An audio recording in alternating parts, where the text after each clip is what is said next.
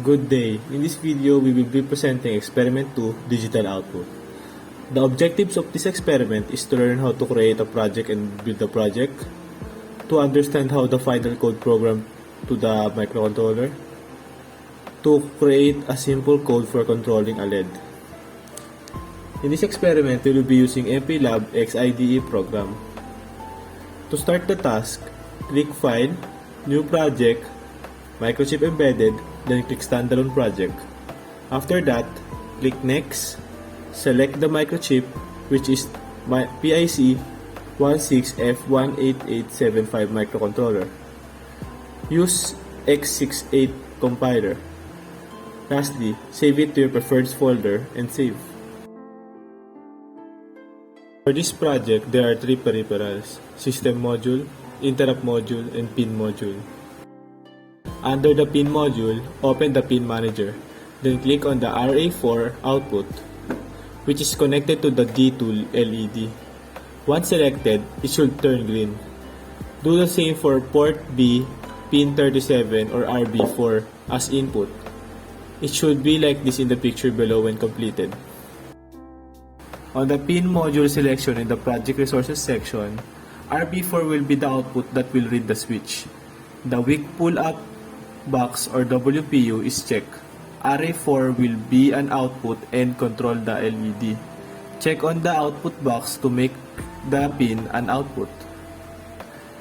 Change the names of the pins to LED for RA4 and switch for RB4. Next, click on System Module in Project Resources to open the center section. In the Oscillator Select drop-down menu box, select the HFI NTOSC. In the HF internal clock, 4 MHz. The clock divider value of 4. This will enable the internal 1 MHz internal oscillator as the clock system. Check the low voltage programming enable mode. After fixing the pin module, pin configuration, system module, we will now proceed to the main C file. To access the main C file, first, click into the projects, then select source file. After that, click the main C file. We will now input the code that we come up to this experiment. After implementing the code, we will now build the project. After successfully building the project with the code we have come up, we will now transfer it to MPLAB IPE. First, connect the PKit3 to your computer using a USB port. After that, go to the advanced mode of MPLAB IPE. To access that, go to Settings, click Advanced Mode, then type the password. To power on the PKit3, go to Power, set the voltage to 3.125, then always enable the power target circuit from the PKit3.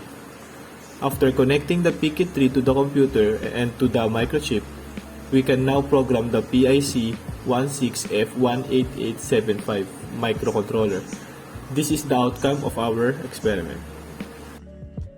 Experiment 2 digital input. In this experiment, this allows us to turn on the lights if we click the switch.